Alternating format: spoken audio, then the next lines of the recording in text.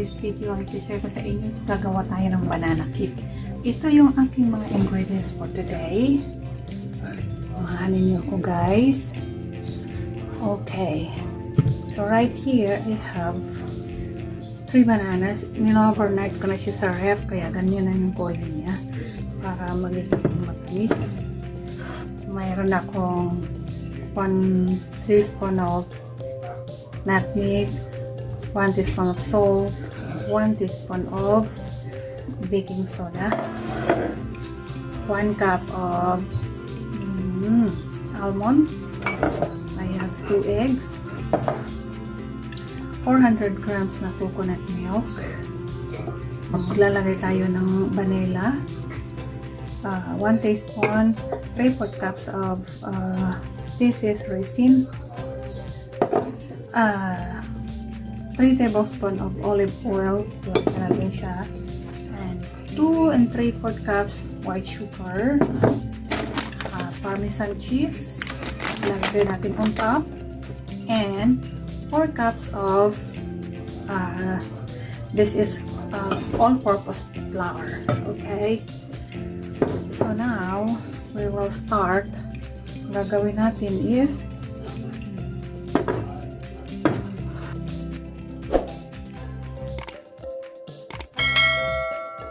yung ating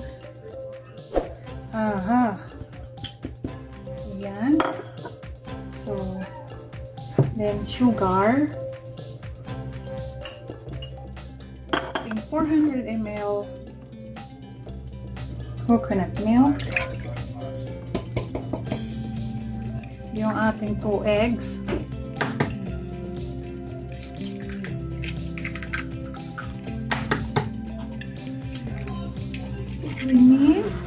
so mix it all together.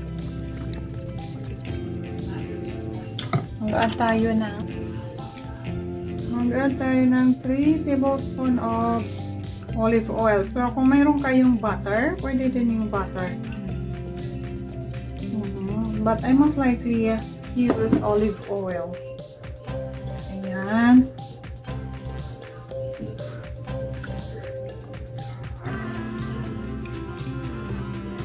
What are you doing? So slowly ihalo natin yung ating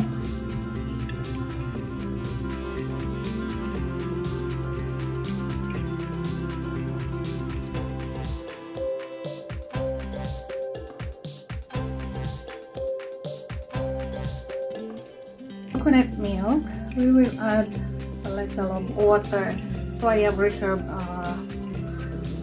1 cup water in here, but I don't know if I can put it all this one, but we need to mix it together so we could know.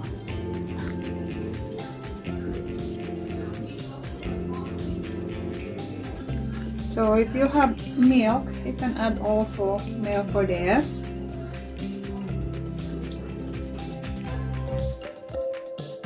Water is enough. And now we will add this resin. Ayan na. Ito yung vanilla, yan yung napakasarap sa kanya. Ayan.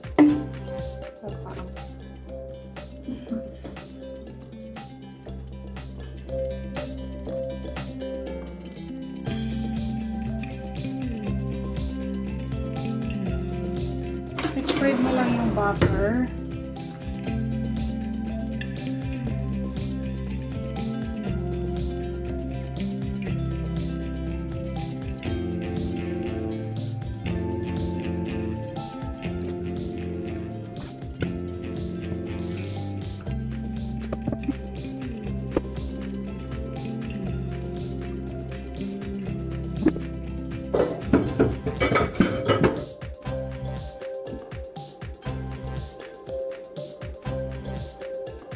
So, what I'm gonna do now,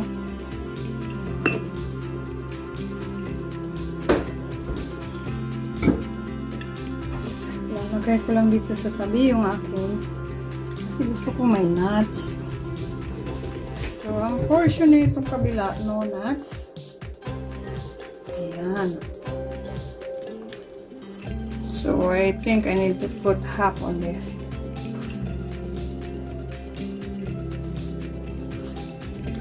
because my husband did not want that there is nuts.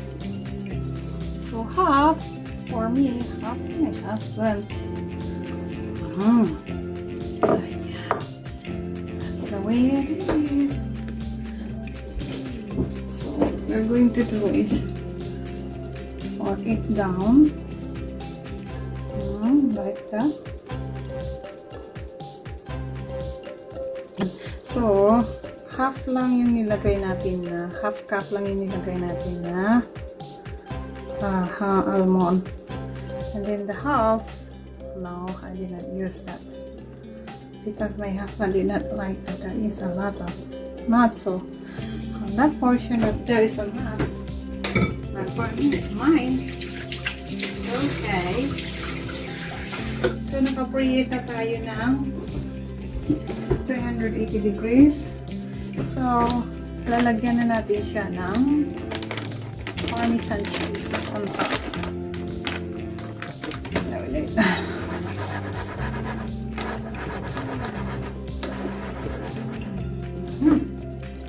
Alright.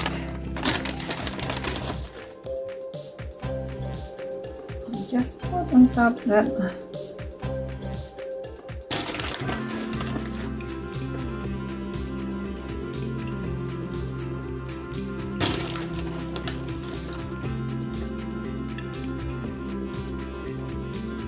We will bake for 45 to 60 minutes depending on the oven, guys. Okay, so for me 45 to 50 minutes I can cook that in my oven. Okay, so that is it now. We need to, so our oven now is ready. Alright, so the time now is 11:05, so 11:55 to be cooked. Alright.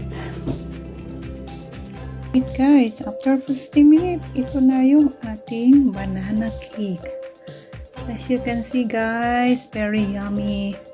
Ayan, yung tutong sa gitna at sa ibabaw, masarap yan siya guys. Super delicious. That is easy, very easy to cook.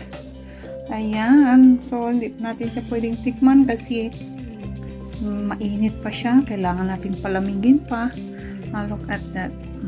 This is a Parmesan cheese on top of this.